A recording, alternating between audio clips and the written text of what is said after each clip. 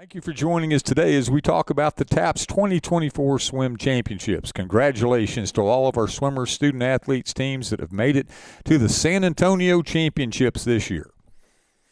This year will be at the Josh Davis Pool once again in San Antonio. Division I will be on Monday, February the 12th. Division II, Tuesday, February the 13th. And Valentine's Day will be Division III.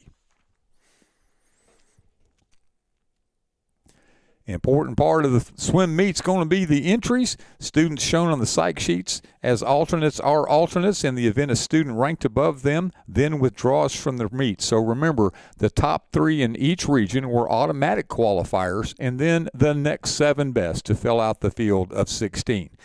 Entries will be automatically transferred to the state database from the regional meets. Call-ups will be made, if possible, when we are notified of a scratch. We will not have any substitutions or call-ups on the day of the state meet. So if you haven't been notified ahead of time, don't bring a young man or a young woman just to sit on the deck. In relays, we definitely need to make sure that you have filled out the form ahead of time. A relay form is posted on the TAPS website, and that must be filled out by February the 7th at 5 p.m. All school relays must fill out these cards. They will then be adjusted in the database. 8 swimmers, 4 swimmers, and 4 alternates may be designated as part of the relay. Please include them in your relay entries if they are relay-only swimmers. You may not swim a swimmer who is not part of the swim database. They also need to be on your Rank 1 swim roster. Okay, many of our swimmers have USA Swim ID numbers. Those swimmers with USA ID numbers must be entered in the swim database. If this information was entered correctly at the regional meet, it will transfer to the state meet. Our last day to scratch from an individual event without penalty is February 7th at 5 p.m. Make sure you do that by that deadline. If you don't do it by that deadline on your individual entries, you are entered in the meet. That brings into question now declared false starts. At our state meet, drops in individual events must be made prior to the deadline in order to be eligible to swim at the state meet. So once again, if you needed to drop a swimmer in an individual event, do that by that February 7th, 5 p.m. deadline. A swimmer must swim every event for which they qualify except when an illness or injury forces a competitor to withdraw. You would fill out at the meet a declared false start. If an injury or illness is confirmed, you fill out that form. You give that to the meet referee. Failure to complete the form for any reason other than illness or injury will disqualify the competitor from any further competition in the meet. A competitor may be reinstated by the meet referee in a later event after the illness or injury has been attended to by a physician, and that information is verified and given to the meet referee. It'll be at their discretion. Also on site, we'll have Children's Health Andrews Institute, our athletic trainers at all TAPS championship events. So you're going to have to pass that test as well. Larry Lasky will be on site taking care of our athletes, both on the deck and in the pool before and after the meet. Parking's a big thing at Josh Davis Natatorium. If you've never been there before, there's a big football field. You've got a tennis facility. You've got the soccer fields out back. They're very active, so we just want to make sure. Buses may drop off in front of the Josh Davis Natatorium, and then the school vans and the buses should park behind the natatorium in front of the soccer fields. We're going to ask that you not park on the curb by the football stadium or in those parking spaces up front. Those are reserved for spectators. Last couple of years, we've had a couple of folks that did not park accordingly, and their vehicle, i.e. their school van, may or may not have been there when they came out after the meet, may have been towed. Facility rules are important as well. Make sure there's no outside food or drink, especially on the fan side here. So tell mom and dad if they're going to go buy that Starbucks, make sure they drink it before they come in. Clear bag policy is in effect for all fans. If you haven't been used to that, make sure you tell mom and dad, if it comes to that clear bag policy, they will be checking. Fans are allowed in the lobby and upstairs only. They are not allowed on deck, and they're not allowed in the athletic locker rooms. Their bathrooms are upstairs due to safe child concerns for the facility. Also, their bathrooms are upstairs in the natatorium. We're going to keep the doors locked until the facility says they can come in, so make sure they're prepared for that. There will be a fully operating concession stand down on the first floor. Okay, facility entry for our teams and coaches. Teams and team personnel.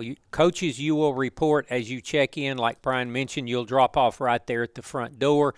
You'll check in. There will be a coaches meeting area. Swimmers and team members will go upstairs. When they come in first thing in the morning, they'll go upstairs in the seating area in the Josh Davis Natatorium. They'll stay up there until we're ready to bring them down on deck. Coolers, you are allowed to bring some food and drink. We'll talk about that in a minute. But coolers will remain downstairs. We'll have an area there where you can leave those while you're waiting to get on deck. You won't have to lug them up and down. And teams will release you onto the deck once we've finished the coaches meeting, getting ready for warm-ups, and we have lifeguards at the pool. Do not bring any bulk food or drink upstairs with you when you first come in that morning. For our spectators, our doors will open for spectators at 9 a.m. We'll have personnel there, as Brian mentioned. NEISD does have a clear bag policy, so make sure you get that information to your fans, and that the spectators do not come in early with the teams or the individual swimmers.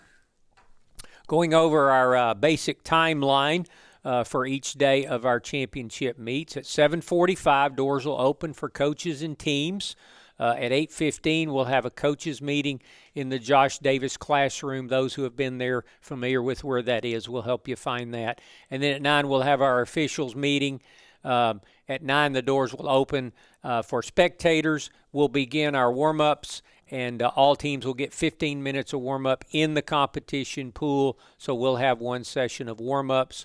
All timers will report to the weight room. That's there on deck at 9:30. We'll be making those announcements, so have your timers lined up and ready to go. So they'll hear that, and then we'll help direct them to that meeting. And at 9:45, our competition pool will be open. Sprint lanes in 2 through 7, and 1 and 8 will be push and pace. We'll clear the pool at 10 o'clock. At 10:10, we'll do our national anthem, and at 10:15, our competition will begin.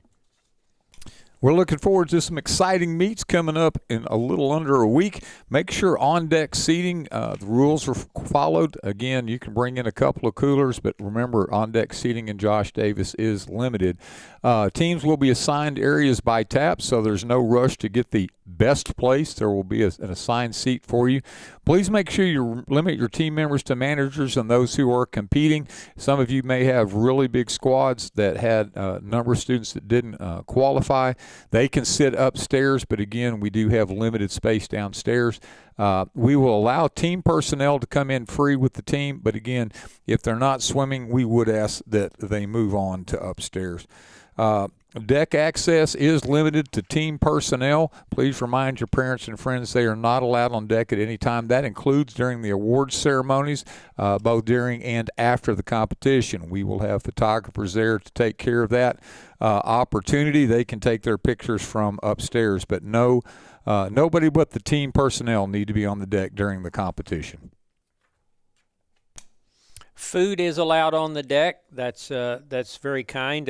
We're not always able to do that at all the locations we go to, so we are very grateful for that. I know you're there for a long day, and your swimmers do need food and drink. That is allowed. We are asking, though, that it be limited to 2 coolers, so monitor that if you can.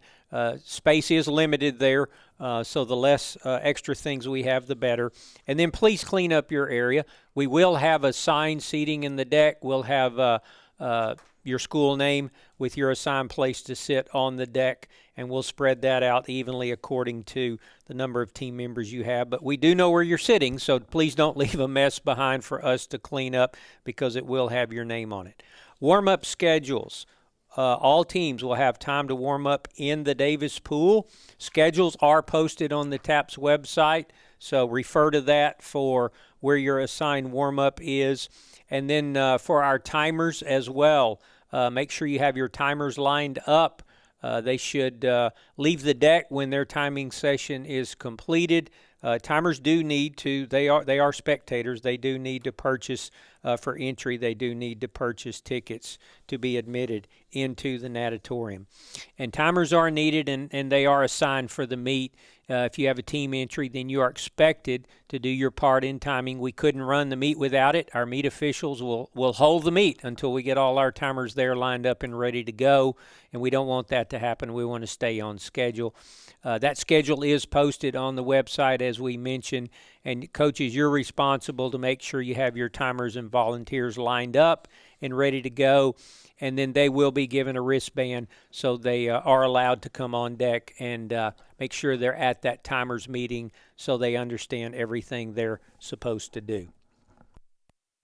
Timers are extremely important. We couldn't do it without them, and thank you for encouraging your team members or your parents or your spectators to help us out in that regard. We understand sometimes that you may not have anybody there, but that needs to be communicated well in advance, not just not show up. So timers, an important opportunity. Awards. We will be presenting awards throughout the meet. Unlike the regional meet where you pick up your bag of awards at the end, we do have a rolling schedule. The first thing we'll announce after the 200 medley relay will be the regional swimmers of the meet.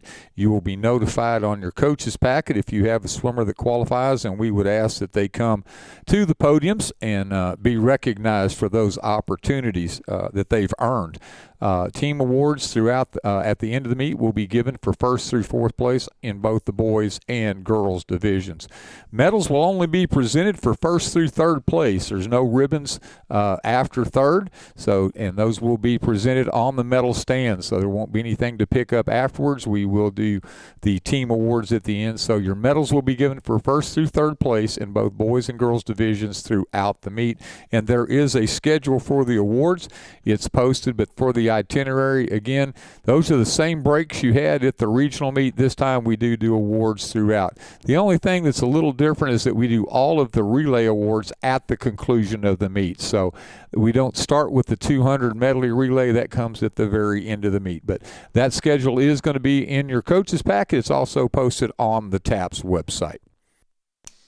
And as a reminder, and we'll make these announcements, for our athletes that do win awards and proceed to the podium, we do ask that they are properly dressed to receive their awards. There will be photo opportunities, and we'll be taking and posting photos as well. That would be a pool jacket or a T-shirt of some type over their swimsuit. So please remind them of that. We'll do the same at the site. Moving on to health and safety. Children's Health Andrews Institute partners with TAPS throughout the year to provide our athletic trainers on site for all of our meets. As Brian mentioned, Larry Lasky will be in attendance, and he'll be there to work with your athletes before, during, and after the meet if necessary. Coaches are responsible for informing the meet referee before the meet if there are any disabilities, health issues, or anything that a swimmer has. Rick Russell, our meet referee, does a great job in the coaches meeting of asking those questions. Make sure if there's anything, any need that your swimmer has health-wise or performance-wise, make sure to get with our meet referee and have those addressed before the meet begins. Don't wait until an event or right before something to go up there and try to bring something to their attention. Give them an opportunity to work with you to try to get your swimmer participating. I think one of the big things, Robert, is when we have a question, let's ask the meet referee. So one of the things that comes up every year are uniforms. We had a couple of situations at the regionals. We don't need them repeated once we get to state. Coach is responsible for knowing your 23-24 NFHS rules. Make sure they are legal suits. The next one's a kind of a different issue. They must be a decent attire covering the buttocks and the breast. They may not be see-through. You'd think that would be a given, but I know we had several swimsuits, both male and female, that were very close to being illegal on one of those opportunities. And remember that the swimsuits cannot display any club symbol or name. They are to be one piece and may not have a tie back or a zipper. So make sure your swimsuits are there.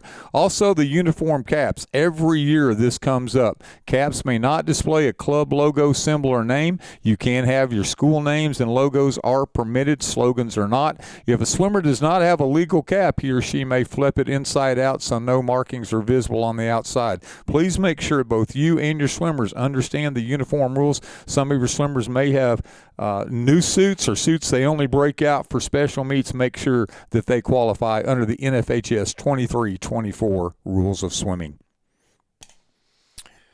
Moving on to photography and videography. TAPS will provide a professional photographer and videographer on site for all of our state meets, all 3 days. There is no photography or videography allowed on deck. That includes phones or anything else, so remind your people of that. And then there is no flash photography allowed from anywhere. That includes up in the stands. Those will be available. Those photos will be available on TAPS Mug account, and you can see that there, taps.smugmug.com, and all images are free for download. Auxiliary sound systems are not allowed on the deck or in the stands. The only sound system will be the one that's being operated to run the meet. Pet policies at all TAPS events, pets are not allowed. And then TAPS memorabilia, Team IP, our merchandise sponsor, will be on site for all 3 days, all 3 meets, and they will have your TAPS merchandise, clothing, and things like that available for purchase there on site. As we get ready, and we're headed to San Antonio on Sunday to set up, we know Division I will be coming in on Monday, followed by Division II on Tuesday and Division III on Wednesday. We're looking forward to it. We want to have a good time just like you do. Please know the rules. We will enforce the rules where possible. The biggest 2 rules that seem to come up, the photography on deck, it is an issue, so please make sure you tell your swimmers, your assistant coaches, etc. Put your phones down. Don't get your cameras out. Whatever device you may or not may be using to take those pictures is not allowed. So please, no pictures of the swimmers on deck or in the pool. We'll have our photographers there. And one thing I do want to note, Will Dixon from our office will be broadcasting on TAPS TV. So if you go to the TAPS website or if you download the TAPS TV app, you'll be able to follow all 3 meets as they occur. So TAPS TV for the live stream. For those that can't make it, we look forward to seeing all of our spectators that can. Again, TAPS Swim 2024, it's coming at you really quick. We look forward to seeing everybody there. Safe travels to everyone as we come and we go. If you need anything, please reach out to the TAPS office. www.taps.biz is the website. Info, I-N-F-O, at taps.biz is the email. Our phone number, even on the day of the meet, 254-947-9268. Thank you for joining us for this presentation, and we look forward to seeing you in San Antonio.